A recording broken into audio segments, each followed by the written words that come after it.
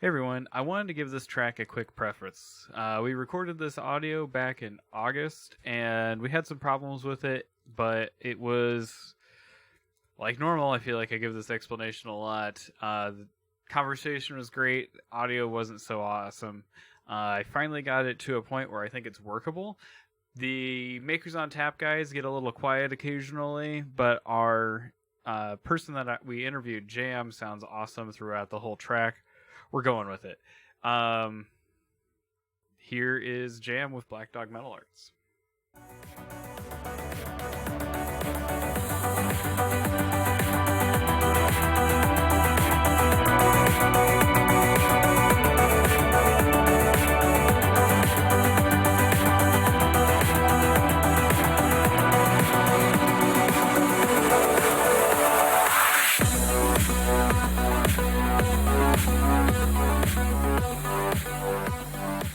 All right, welcome back, Internet. It's been a little bit.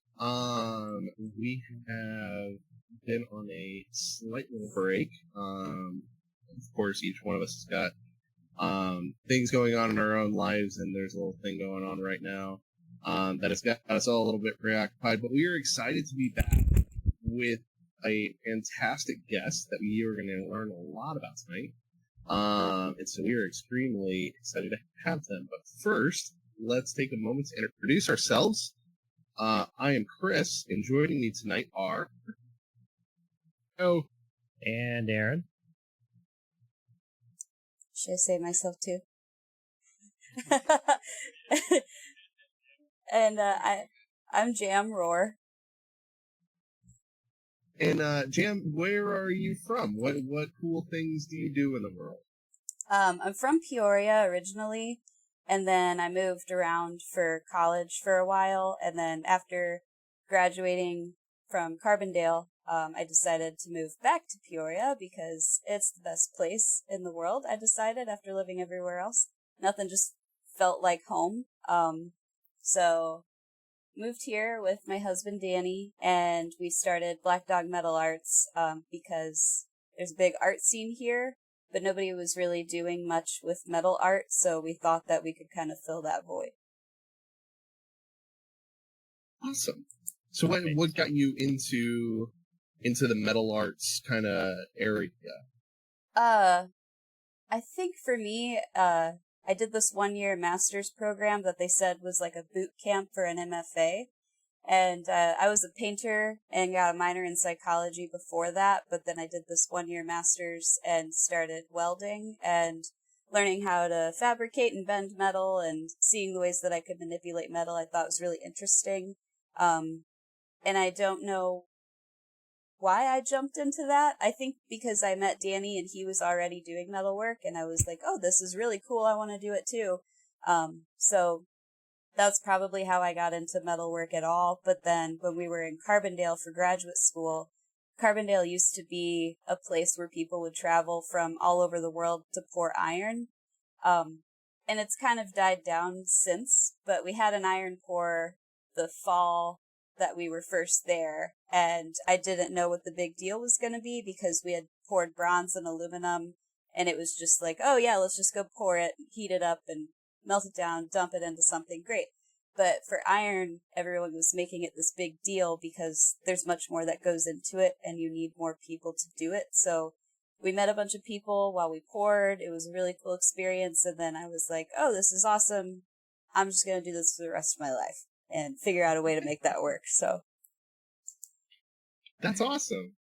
So like coming from there, coming into the Peoria area, starting that up, what did that look like? It was weird for a while. I feel like we're kind of lucky that my mom owns 2 businesses, so she knew how to help us get started with, how do you find an attorney and an accountant and incorporate your business, and what are you supposed to do to be able to legally pour molten metal with strangers. So that kind of got us started. But then I realized, if I want to be a part of the art community, I need to meet more people in the art community, because if my goal is to contribute to the community with this thing, then I need to also be paying attention to what everyone else is doing and finding how I can help them too and support them too. So I started going to like the monthlies in the morning that used to happen, and all of the first Fridays and the third Thursdays in Morton, and just all of the little public art events that were happening, and started meeting people. And that's when we really started finding support, because the great thing about Peoria is people just show up and are like, hey, I don't know you and I want to know you. Do you want to get coffee? How can I help you, get to where you want to be? So I had a lot of those situations, and it kind of made it a lot easier because the legal stuff is confusing and I don't like doing that. But I like meeting people and seeing like, who are you and what are you all about? And, are you interested in what I'm doing too? So it's just this nice, back and forth with everybody around here. It's so cool to hear you say that about Peoria, because that's been like exactly my experience as I've tried to get the different groups that I've gotten started going to. That's how the makerspace started. Was a bunch of us met in a coffee shop, and at the end of it, I was like, "Who wants to start a makerspace?" And everyone was like, "Me." That's awesome. Yeah. Peoria's that kind of place. Mm-hmm. No, it's awesome. What was the what was the first piece of art that was made at the shop? I'm curious. Oh man. I don't know what the first would be. Trying to think. I guess it would probably be, we made a bunch of stuff at one time because we had an iron pour with Big Picture Peoria, which was the first public art iron pour in Peoria history. And that was in October of 2019. So I guess it's almost a year ago now. Time's just kind of flying by. But Big Picture wanted us to make trophies for them. And the thing about pouring iron is, if I'm going to pour bronze or aluminum, it's kind of like an oven. If you're going to bake cookies, you just turn it on, gets hot, now you dump it in the simplest form. But with iron, it takes a lot of people, so you need to make sure you have enough stuff to pour that it's worth all of the work. So we usually like to have at least 1,500 pounds of art that we're going to pour in the molds. So Big Picture hired us to do the trophies for the Big Picture Festival. And then we got, I think that was the same time, we got a commission where this lady's coworker's dad passed away, and she had a picture of the last time that they had held hands. And it was just one picture, which is like honestly terrible to make a sculpture from because it's just one flat view. And she wanted us to make a cast iron replica of that. So we included one of those. And then I think, Danny was working at Maiden Voyage at the time where they do tattoos. And which now he's at Freedom Ink, still kind of in the tattoo world in a way. But tattoo people really like those Cupid dolls, those like little babies. I think they're creepy because when we were casting them, they're not painted. It's just the form, so they have no eyeballs. But everyone loves them, so we cast a whole bunch of Cupid dolls.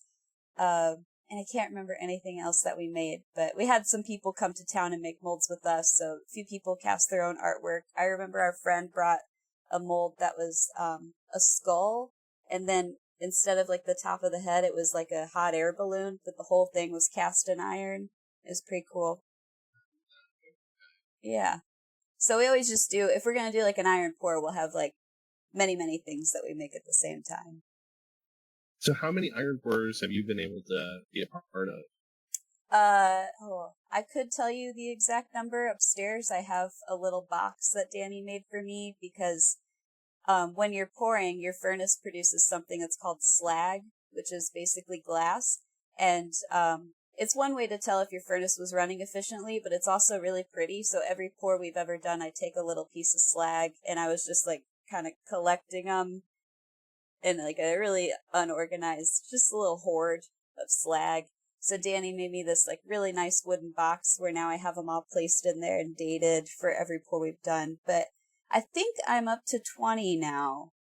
So if I haven't looked in a while, but I think there's like 20 slots in there and it's almost full.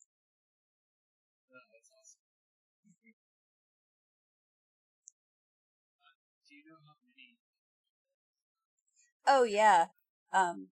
Just Black Dog, we've only done, I guess, technically 4? Well, technically 4. Because, so we've hosted 2 in Peoria, and then we go to Sculpture Trails in Salisbury, Indiana every year. Usually we couldn't this year because of the pandemic, and Sculpture Trails is basically everybody comes from all over, and we just camp and drink and pour iron and make molds, and it's a super fun time. But we brought a furnace and ran our furnace on top of a hill next to our friend's furnace at the same time. And we poured iron into these logs that our friend Andrew Marsh carved out with a chainsaw for us. And because the wood is wet, it like explodes. I'm kind of getting on a tangent with a simple question, but good. So it was really fun. It was called this Fire at Night event. So there was like 5 furnaces total that ran that day. So we're just slinging iron all over the place in the woods. It was really fun. So that would be 3. And then every other year we go to Birmingham, Alabama for the National Conference on Contemporary Cast Iron Art and Practices, which is a very long name. But it's this like national iron conference where everybody comes together and pours, and it's like a week-long thing. And we brought the furnace there and ran it for the first time with students from Bradley because they don't have iron at Bradley, which is also part of why we're here. We try to work with students as much as possible to get them into it when, it's not available at the school, but we're like, hey, you can come do this with us, and it's still kind of part of your learning with Bradley in a way. But yeah, we ran that furnace at Sloss, with them. So I think technically we've had 4 iron pours. It's awesome. In like a year and a half. Yeah, we've been around for 2 years now. And we would have had more pours because we wanted to have 3 to 4 a year in Peoria that we host. But with the pandemic, it just like keeps getting postponed longer and longer. But we're hoping to figure something out soon. Yeah, you guys were supposed to do the outdoor Ignite this year. Mm-hmm. And I was super jazzed about that. Like, guys, you would have been so impressed. Like, because the no fire, no fun, right? That's Yeah. the last one's an Aaron joke. But, like, so we were real upfront with Jam. If you're going to come and do this, the Civic Center is going to be really serious. And probably me. And not want you to do it. Uh-huh. She showed up with like this binder, of, like all the regulations and how to do it, and all the things. And they were just like, "Sure, you can do that. That's fine." And Jen and I were just blown away by that response because so many years they haven't even let us have a Rubens tube. It's so controlled. It's just musical controlled fire that gets out of hand. You just use your eyes. Yeah, you just need binders. There you go. Well, when I ran the fire performance troupe, we carried an SDS, and I don't know how many times I showed that SDS binder to the cops, and that like wanted to shut us down. And they're like, "Well, here's all the regulations, and here's my permits, and here's all of our SDS sheets," and they're like, "Oh, okay, go ahead, let us know if you have any problems." Mm-hmm. So yeah, it's fine. Yep. It's the binders that say. Yeah. I'm always like, I think that's my reputation with people that work with me is I'm over prepared because I always expect that like the very worst is going to happen. And it's not like, oh, I prepare for the worst. It's like, nope, worst thing is going to happen. Like I can't help it. It will happen. So I make a binder with color coded tabs, like alphabetized things and little folders for certain permits that are color coded. I just like, I'm too much. I am, as the kids call, extra. That's not us. We're extra. In the opposite. Too much stuff and not enough preparation. I mean, if I can find a permit for a drift trike, I'm all for it. But I don't think one exists. You know, I bet we could figure that out. I'm sure somewhere there's some sort of motorized vehicle under poor amounts of control permit. Like, I mean, proper guarding. we just need a 200-foot net in order to block it off. So since we're talking about safety, what kind of safety concerns come up during an iron pour? Like, what do you really have to be prepared for? Okay, it's really not that bad when you think about what you're doing. So, like, we're melting metal in this big old furnace, to about 3,000 degrees, and it comes out of the furnace at about 27 to 2,800 degrees. So it can do serious damage. But we wear so much safety gear that, like, there's times that metal has, like, hit me on my chest and I don't feel anything. Or, like, often, I usually run the furnace with Danny, but sometimes I'm captain of the pour crew, which means I tell everyone where to go and what molds we're going to pour, and I stand, like, right in front of the ladle to push back all of the stuff that you don't want to fall into the mold. And I'm usually, like, I catch on fire all the time, and I have no idea. Because my boots, I'm also short. I'm like 5'5'1", and my boots have like this 3-inch bottom sole, and they're totally leather. Even the laces are leather. And my mom came to one of my iron pours once, and it was the first pour that I was the captain, and I was like, I caught on fire like every time we poured a ladle. My friend Kate was like, "Jam, you're on fire. Don't worry, I got you. Jam, you're on fire." And she just kept throwing sand on my feet, and I was just like, "Oh, okay, thanks. Oh, okay, thanks." Couldn't even feel the heat because my boots are so thick. But sometimes, if people aren't wearing their safety gear correctly, they might get really burned, or sometimes there's just a crazy piece of iron that's just out of control and somehow gets underneath your safety gear. And I've seen that happen quite a lot, but I've heard a lot of horror stories. Like, part of why Carbondale doesn't like to pour anymore is, I guess some people were walking with a ladle backwards, which is what you should never do, and somebody tripped and dropped it and spilled iron everywhere. And everybody was fine, but, like, it could have been really bad because it was like 80 pounds of iron just everywhere. So, like, things can happen, but we've been doing it for so long that we're, like, totally overprepared for getting severely burned. Usually the worst thing that happens to me is my hair gets singed. Fair enough. Yeah. A lot of parallels to fire. Oh, yeah, I'm sure. Have you ever seen the crazy videos on YouTube of the Russian guys at the iron foundries that they're like smacking streams? Yeah, that's crazy. I want to know, like, what is on their hand? Like, how are they doing it? Are they just that tough? I mean, it's Russian, man. Yeah. It's like a Schadenfreude effect. Yes.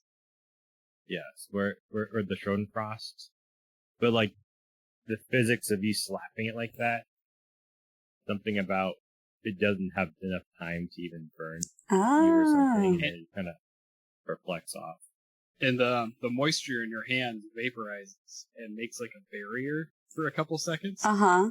So while they're in the stream, that barrier is kind of protecting them. And the Russians, who knows? Yeah, cool. That's fun. I love a fun fact. I'm gonna Google it. Mythbusters did a whole thing on it one time. It's very good. Fair enough. So, what do you guys make other than hosting the iron pours? Do you get? Oh, I didn't hear the rest of what you said. Leidenfrost. Glad we settled that. Other than doing iron pours and some of the stuff of that nature, what are some of the other stuff? What are some of the other things that you guys make at Black Dog? Well, we make our own artwork too. Danny and I are both sculptors. And right now he's working on, we just took a time-lapse video. Actually, I guess this was like 2 months ago now, but we took a time-lapse video of how you take a mold of somebody's face. And so I took a mold of Danny's face and then so that we could show people this is how you do it, and it's really fun. And then he did like a wax casting, so he has a wax replica of his face, and then he cut the like cheeks open and expanded it so his mouth is like really wide open, and he's gonna have a snail. I think he might have changed it now, but he's gonna have a snail coming out of it, and we're gonna cast it in iron eventually. But he usually makes these, out of context it sounds weird, but he makes these torture devices that are kind of like a critique on our society sometimes. Like my favorite one that he made is this guillotine, fully functional guillotine, and it has a selfie stick on it, and when you press the button to take a selfie, it sets off the guillotine. So we don't let people go in it, but it does work. It's really cool. And I make a lot of yeah, they're more just like our personal artwork that we share when we have like an art show or exhibition or like a public community exhibition or something. But we do make them in our studio, so which is like a fun thing, I think, as a business owner and an artist, is like I think that we never stop learning. Like no matter how long I've been doing this, there's always more to learn and more people to meet, and I'm never going to know everything, and if I did, then that's not fun anymore.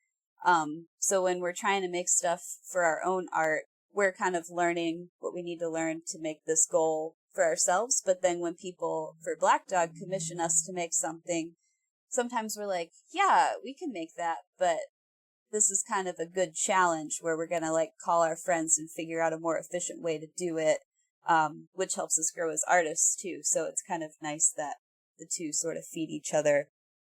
Yeah. Absolutely. Yeah. Awesome. Where do you get your material from for your course? If we get iron, what it used to be is I would go on an iron hunt, and usually like Facebook Marketplace is actually like the best place to go. I'll just get on and look for like cast iron tubs, sinks, and radiators. And because we have to break it by hand with sledgehammers, so you start with a bathtub, and then the rule is you need to break it down to Dorito size, like a chip, Dorito size pieces. Which, yeah, it's a lot of work, but it's really fun. Like you could break a tub in an hour or two if you have a friend working on it with you. But, or if you're just like really frustrated and have a lot of anger pent up, just go break some iron and you feel better. But, what I'm hearing is you guys need to partner with the Gone hypothetical rage room and just have them like break all your stuff. And then you I was thinking originally about trying to market to CrossFit and telling them like you pay whatever and you come break iron and get this unique workout, and then we'll cast like a kettlebell or something for you, like a dumbbell, I don't know, some kind of weight for you. Because it helps us out, even though we do like breaking iron, but we need so much. Like, hey, come, you're never going to get a workout like this. No, that's awesome. You should totally do that. Everybody would be for it. Oh, yeah. But we get like now, so it started, I was like looking for iron and it was hard to come by. And then once we moved here and started doing pours and people started hearing about us, people would be like, hey, I got 12 radiators. Do you want them? And we're like, yeah. And then someone else would call, hey, I got this bathtub. Do you want it? Yeah. And now we're sitting on like more iron than we can use at the moment. So we've had to actually tell a few people like, you know, once we have a pour, we could take some, but I never thought I would have this problem of too much iron. That's nice. Fair enough. Yeah. Enough. So you started saying that, talking about your art. Oh, yeah. Can you tell us more about the stuff that you've been making? Yeah. So lately what I've been doing is researching these metallic coffins. So they're called metallic burial cases, and they were made by this guy named Almond Dunbar Fisk. And it was like the 1800s. So this is a time when we started being able to travel further from home. So people would travel and they might pass away. but there's no way, we're not doing embalming yet, so there was no way to transport the body back to their family before the corpse would be rotting, and because we just had wood boxes. So this guy figured out he could make these cast iron coffins and put a body in there, and it preserves the body like very, very well. So the coffins are really cool. They're kind of like reminiscent of Egyptian sarcophagi, and they kind of form to the body, and then they have like a faceplate so you would ship the body, and then you just move up the faceplate and have your like funeral or whatever, and then put it back and then bury the body.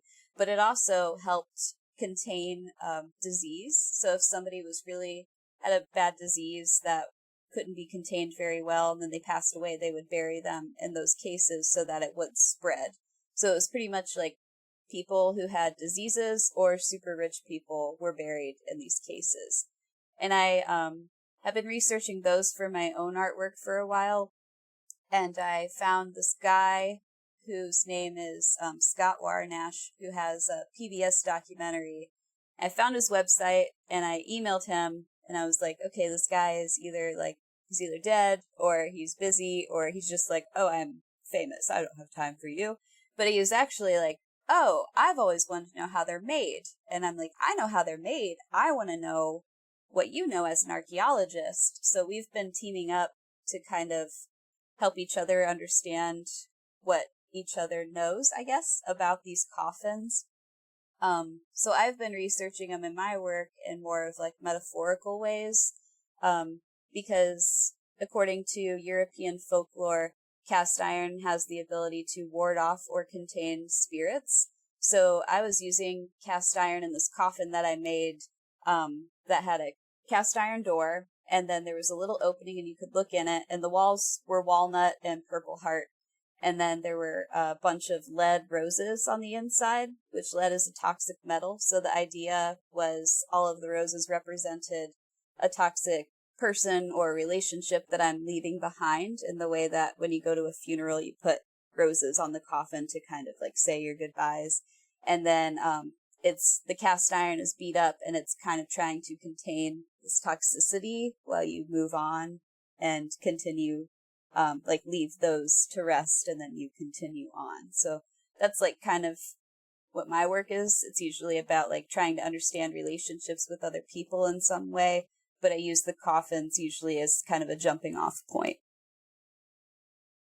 That's really neat. Yeah, that's super interesting. Very, very powerful. Thanks.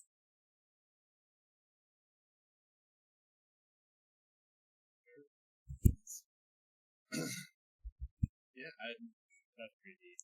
Yeah. I'm just kind of taken aback from it. It's like, we don't get these show.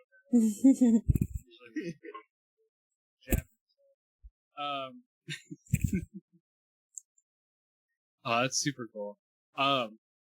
So you mentioned earlier the face mold that you made of Danny. Yeah. I watched the time lapse that you guys put on Instagram when you guys did that. How did he tolerate that? Like, as you were pouring the mold and then freaking out for him? Uh-huh. I don't consider myself claustrophobic until like coming about. Maybe I am. Yeah. Maybe. Yeah, I had him try to take a mold of me like this, and he tried to cover my face and my hands, like my upper torso, and I've done this before, but never blocking my hands. And we were in it, and I was like, nope. I feel like I'm suffocating, even though I could breathe, but like because I couldn't move my hands, and I'm like a hand talker, you know? So like restraining was like, I can't do it. But with him, it was easy because he had his mouth open for it. So we use alginate, which is like if you go to the dentist and they take a mold of your teeth, that's usually a form of alginate. But we just use a different kind that's specific to skin. And it's like, what would I say the consistency? It's like thicker than pancake batter, but not quite biscuit dough. Like it slowly kind of rolls, but we'll like mix it up, and I'll put it on his face downwards so that his nostrils can stay open, but his mouth was open too. So it like kind of covered part of his mouth, but like dripped over it. So he was able to like fully breathe just fine. And because he had his hands free, he was like, yeah, dude, I'll chill all day. It's fine.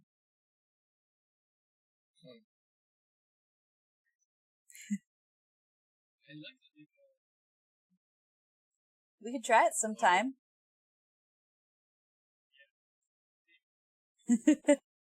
I put myself. This coming from the guy who's like tried to get me to like hang by suspension hooks. It's different. It's different. All right. And yes, it's kind of the same. No, that's awesome. So what's some of the other things you were talking right before it? You guys do other stuff as well for like, you said fire pit, and I had just been talking about potentially putting one in my backyard. Oh. So I'm kind of interested, like, what else do you guys do with that stuff? So we're working on a fire pit for a friend right now that is just like, well, they contacted us and they're like, we want like really simple, we just want a fire pit and we want to ask a friend. And we're like, oh yeah, we'd love to, but we're going to send you designs that are simple but really cool. So we're making one right now. I don't really know how to explain it. But it's kind of like two V's that kind of cross, and then it has like one of those little covers. I don't know what they're called, to make sure, because they have a baby, so they don't want the baby sticking its hand in the fire. But then there's little sections on the side to like put your little hook thing if you're making s'mores, as you should by a fire. So it's like functional but really cool too. But we also want to do some cast iron fire pits, which would be much more expensive because it's more material, more work, more time, and super heavy. But one that I've been wanting to make for a while, I just need to find the person who like wants to buy it, would be a dragon fire pit, where it's like a circular fire pit, and then we would carve a dragon around it, and the tail would like spiral up, and then the end of the tail would be like little spiky things that could hold your s'more sticks. I'm just gonna commit and call them that, so that you don't have to put them on the ground. And that's like something that we're kind of thinking about doing. But we also have someone that wanted us to make, I think it's like a chimenea. I don't know how to say it. They're usually those terracotta little like pipe looking things. But they asked if we could make one out of metal, and we were like, I mean, we would love to try. So we're kind of coming up with designs to just make some and just like have them in case somebody's like, hey, it's fall, I want to have a fire. Do you have one? And we'll be like, yep, here you go. Come buy it. So yeah, we're kind of, oh, okay, maybe. It's like terracotta, and then it's like wide, and then it's like a pipe. Maybe not. Okay. Oh, okay. You said chimenea, I was like, maybe it's chimera. I don't know. That's awesome. I very much want to talk to you later about the possibility of a dragon fire. Woo, okay. We are huge D&D fans in this. Oh, cool. Okay. And to have a metal dragon as our fire pit, especially if it were any of like the metal, obviously it can't be platinum, but to have like a bronze or any of the other like higher level dragons would be actually really cool. Yeah. We can also do like inclusion castings where it could be like steel base, cast iron dragon, and then bronze elements to the dragon. Just saying, something to think about. Yeah. I mean, a red dragon would be more appropriate. A red dragon would be more appropriate, but like having like a bronze dragon in your backyard, like they're the dragons of good. They're the dragons of just. Like, sorry, that's my Maker's not tapped as D&D. It's rare to see Chris inside. Man. So it like there was two things that Joe brought up, and I was gonna let him kind of introduce, and then he literally took a swig, so I kind of feel bad. There was two things that he brought up in our chat that we were kind of learning about with you guys, which was one was Black Dog, and then the other was another business that you guys kind of gone into making. Joe, you want to take that one a little bit?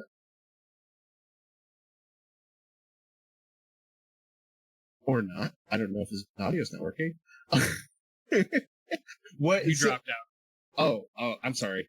My audio has been audio this entire call. I am entire internet is, or entire neighborhood is watching Netflix right now. So this call hates me. Fair enough. Joe had told us a little bit about it, but why don't you go into a little bit about what it is? What is, like, all I know is the name, and it sounds awesome because I love puns. So tell us a little bit about what it is. Yeah, so I just started it kind of unintentionally. It just sort of snowballed, and I was like, yeah, this is great. I can do this. I love it. I'll just keep going. So Upbeat Jams is I basically make whole food, plant-based vegan lunches for people.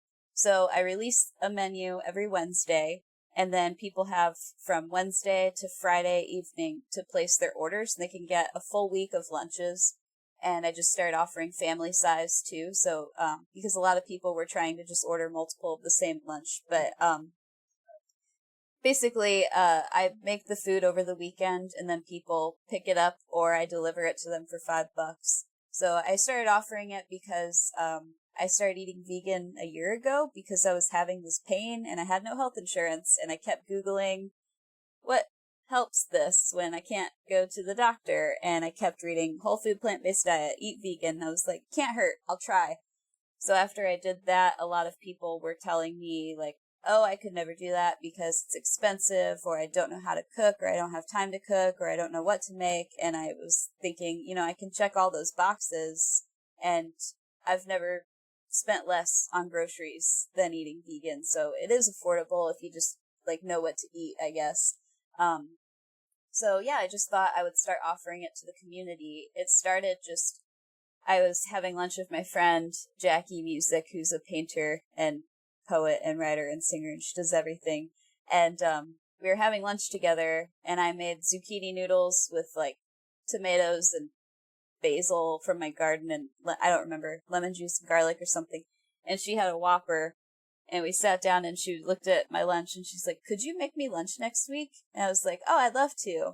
So then I started making her lunch every week. And then at one point she asked, could I pay you to make me a week of lunches? And I was like, yeah. And then Danny's working at the tattoo shop, Freedom Ink. And he's like, a couple of the artists want to eat better. And I told him that you're making these lunches for Jackie. And I was like, I'll make lunches for them. And then it just kept going. And here we are. So that's as grassroots as it gets. Yeah. It really is. So Now, what? Go for it. I was looking at the website today before the call, and like I spend way more than what you're charging for lunch almost every day. Uh-huh. When I am in the office eating. So your food looks awesome. Thanks. Which is not what I can say from food that I typically eat. Uh-huh. So we're gonna. Awesome. I'm excited every day. I mean, okay. So I'm gonna be the tough sell, because like I kind of am, because of the nature of my work. I'm really interested, but what do I have to do when I get it, or is it all ready for me? Oh, it's all ready for you. You at most have to microwave it. That's it. Okay. And then I use these plastic containers, which I don't want to use plastic, but I can reuse them. So if people return a week's worth of plastic containers to me, I give them a free dessert their next order. Yeah. Okay. That's a good reason to return plastic containers. Yeah. Including take a survey on the spot. If only So- it didn't microwave. Or you could heat it up in the oven if you have an oven. Sometimes you just eat it and you don't have to heat it up at all. No, that's fair. The thing is, I'm on the road constantly, and I Oh. don't know where I'm going to be during a day. Mm-hmm. And so, the most complicated thing that I've talked with any food nutritionist, because I've tried to get better at my diet and do all that. They're all like, well, eat better on your lunch. Eat better on your lunch. I'm like, yeah, that's how. Because like I can't bring prep lunch with me because it just sits in my car. Mm-hmm. And although I can get like a cooler, if I have to warm it up, I can't like just go into one of my sites and use the microwave Mm-hmm. because they have like food safety law. It's Right. totally legit. But that's the frustrating part of mine is, dang, like if only I could actually do this. Well, I have, usually every week I offer these, like, tofu rice paper rolls, which I was making for myself and Danny just because they're really easy and you don't have to heat them up. And with him working at the tattoo shop, he's usually like, he doesn't really get a break to sit down because he's always got to like, okay, customers coming in, I got to clean up a station, I got to do this stuff. So he needed something that he could eat while he's working. So it's literally like just a little tiny spring roll burrito. I mean, it's kind of big. It's not a burrito is what I'm trying to say. But like, you get that with chia seed pudding usually, and you just eat it. Like, you don't have to heat it up. You just open the thing and eat it. That I would be turned on to. Yeah. All of this sounds awesome. So, so how do you manage all of it? Like, do you have a commercial kitchen that you work out of? Or... Mm-hmm. Yeah, so St. Paul's Episcopal Church has artist studios in the basement, and Jackie has one of those studios, which is how I got that in. So she talked to the people at the church and said, Jam, they'd come to a few of my iron pours, and I had met them outside of that, so they knew who I was. And she's like, Jam's trying to start this business. Would you be able to cook in your kitchen? And they were like, yeah, let's talk to her and figure it out. So I used their kitchen because I started cooking out of my house when it was just for friends, because I wasn't opening it to the public. And you can't, I think you can cook out of your kitchen, but it's complicated and my kitchen's small, so I'm not going to do that. But, I needed a bigger place when I started opening it to the public. So I used their kitchen. And it's gotten to the point where I couldn't do it alone. I'm getting so many orders. So I have a friend who just moved back to Peoria, who grew up here. We both lived in Carbondale for a while, and now we're both back here. So she's been helping me cook. And Danny helps me pack up the deliveries and sometimes takes deliveries. Sometimes my mom helps me pack up deliveries, or my cousin. Like, I just have a lot of people that show up and just want to help with this thing. That's really nice. Because again, Peoria is just full of people that just want to help you do well. Yeah. Is that the church on War Memorial? Yeah, and Sheridan. Yeah, it's the one that Jay's Yeah, Jay Babin's in there. Yeah. But to starting the makerspace that we're part of, that this podcast started out of, and everything. So it's always fun to see little things like that. And things like this are one of the kind of like cornerstone desires of Distillery Labs. I don't know if you've heard much about that. It's a big innovations space thing that they're trying to start in downtown Peoria. In the downtown,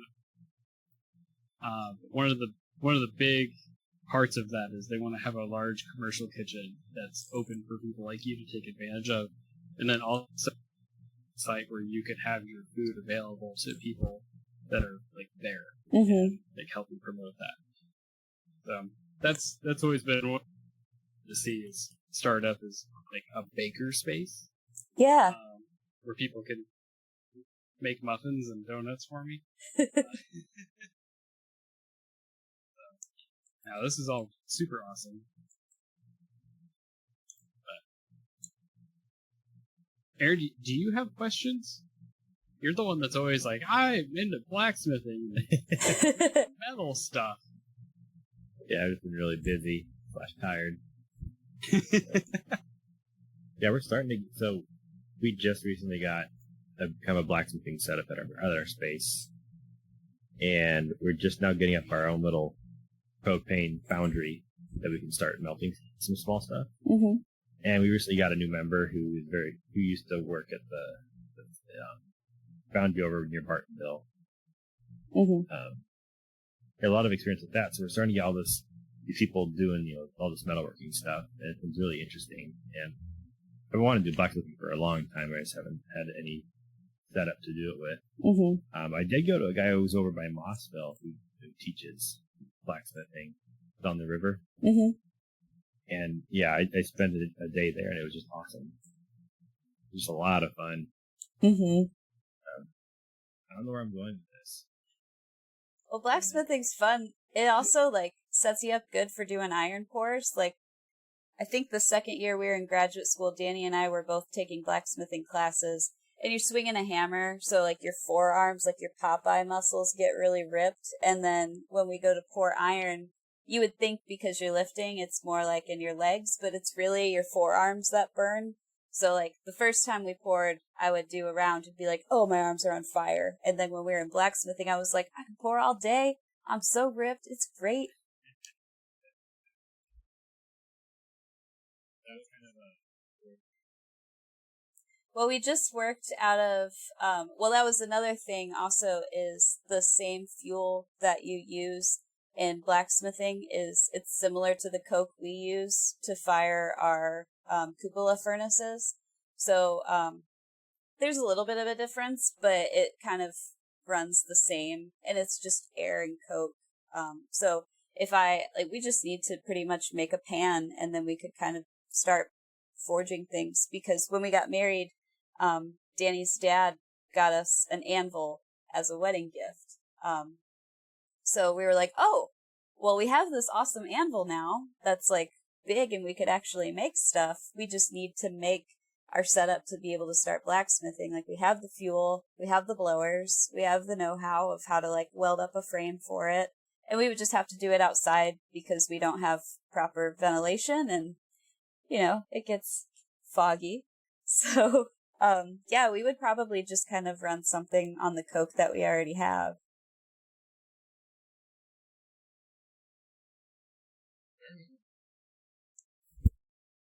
But before we started the call, you started talking about things that you guys make and sell. Mm-hmm. What all are those? We kind of take on anything. The big thing, actually right at the start of, I guess I'm losing track of what day is what, but okay, around Mother's Day, we were supposed to have an iron pour in April, and then it got postponed, of course. And then we were like, well, what are we going to do? How are we going to live on Black Dog? So then Mother's Day was coming, so we started making these copper and steel roses. And we sold so many. It was awesome. We were like having a hard time keeping up. And it was a really great problem to have.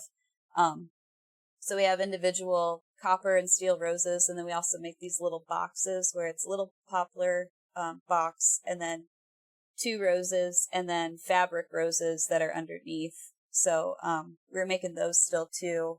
And then it's hard to figure out anything to make for Father's Day. I feel like dads are hard to buy for. I don't know. Tools? I don't know. They probably already got them. So we couldn't really come up with anything this year. But yeah, and then other than that, we usually just kind of take on commissions that people want. So, or fix things for people. Like, we fixed that letterpress for Peggy West, that's a resident artist at the Peoria Art Guild. They used to make these letterpresses, and a lot of the parts are cast iron, but they don't, just like a lot of machines, they don't make them anymore. So she ordered one online, and the most important moving arm showed up broken. And she wasn't sure what to do, and she was like, you know what? Jam and Danny know how to do metal stuff. I'll see if they can fix it. So it turned into a job where we completely cleaned up and fixed the whole press, and it's like really beautiful now. And to fix the part that was broken, we needed to braze it with a bronze rod. So there's like all this cast iron and then this little bronze line. That's like a nice little touch. So yeah, we like to take on things like that because I'm like, I don't know I know what a letterpress is, but I don't know how it works, and I don't know I don't know anything about it, so it was really fun to learn while we're fixing it up too. For sure. If any of our listeners wanted to send a commission your way or like see your guys' art, how would they find you? They could go to our website, which is blackdogmetalarts.com, and that is where we have a shopping cart up that currently mostly has some cast iron pumpkins that are for sale and the roses, and we have lots of shirts. We like to try to hire an artist a year to do a shirt design for us. So if we haven't hired anyone yet for this year, so if anybody wants to pitch us an idea for a shirt design, we'd love to pay you.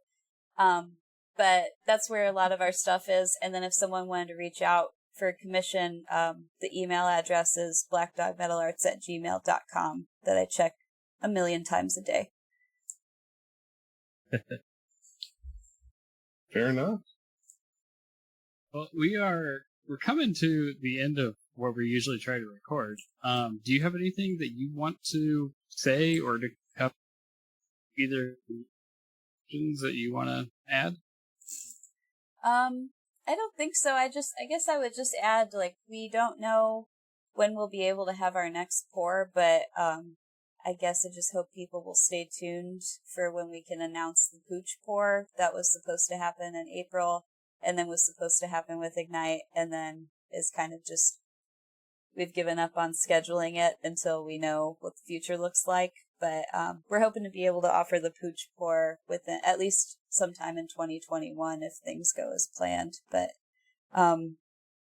yeah, I think that's all I've got coming up. Real quick, because people like me are stupid, and I only just figured it out after I looked up on your website. Those What poor is dogs. a Pooch pour? Oh yeah, I should have said. So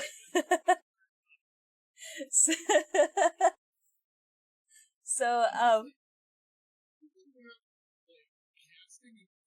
no, I mean, kinda.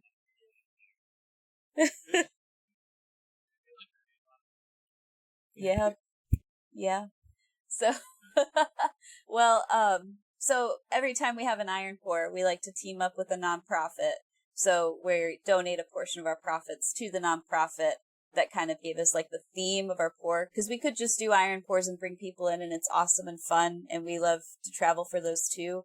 But the Pooch pour was, we teamed up with Foster Pet Outreach, and we did these custom Pooch plaques. So people could, it doesn't have to be a dog even, just, somebody asked if we would do a lizard. What it is somebody buys a plaque off of us, and we mail them a hunk of Play-Doh, and then they take the pet's paw and press it into the Play-Doh, send it back to us, and then tell us the pet's name. And we make a custom cast iron plaque that has a custom frame, and then the paw, or whatever they are, like webbing if it's a lizard, I don't know, and then the name. And then a portion of the money that we make from that and anything else we sell at the Iron Pour gets donated to Foster Pet Outreach. So we're helping them, and it helps us as well. And part of the event, too, Foster Pet Outreach was going to bring adoptable dogs to the event, a safe distance away from the metal, so that people could come and meet the dogs and hear about the organization as well. Joe, why do you bring cool people on your podcast that take all the money? I thought that's the thing I do for the podcast. Is I find people that are awesome that we probably want to give money to. Yeah, That's all I've done this entire time. Yeah, And talk us into doing things that we probably aren't capable of doing when we figure it out anyway. Right, Maybe. right. No, that's awesome. I literally just got a pup. So he is this week he will be 15 weeks old. Oh. So he's still a baby. Oh. He's a little quirky. Oh. So he's cute little guy. Wow. Where now that I know what it is, we are definitely doing that. That would be really cool to have Awesome. a permanent piece from right now Mm-hmm. or whenever it happens in the near future. To be able to have something like that, that'll be super cool to have. Yeah. Do you guys have any more questions? I got nothing. Awesome. This has been Well, a fun interview. yeah. Thanks so much for being on. Yeah, thank you so much for having me. For sure. It's just a really nice kind of low key, just kind of get to know. And in all honesty, now next time I feel like I'm just gonna have even more questions because I think for all of you eligible bachelors and bachelorettes and ladies, doing a class through them after looking on the website sounds like an excellent date night. Yeah. So when things start going back to normal, go and support these awesome people because they are doing awesome things and just encouraging the maker movement in Peoria and beyond. So keep encouraging all of these awesome people to do these awesome things.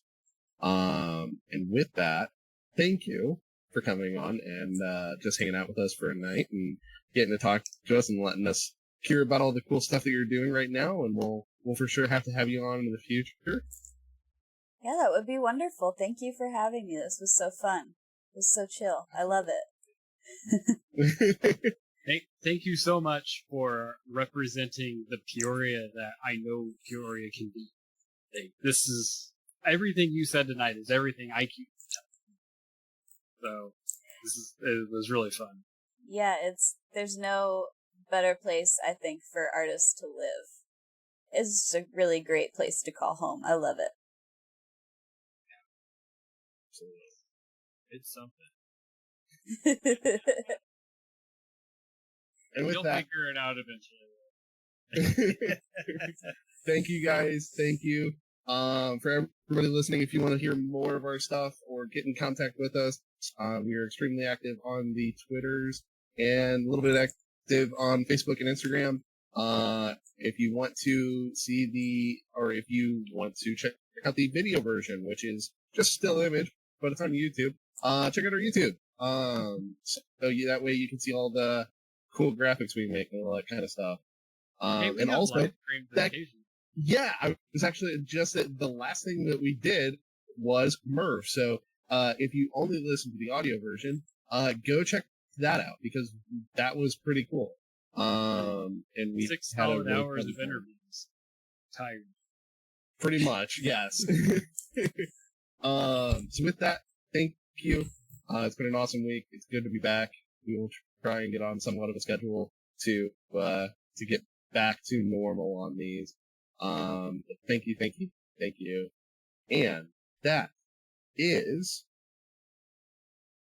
Keep making stuff. Aaron's really high.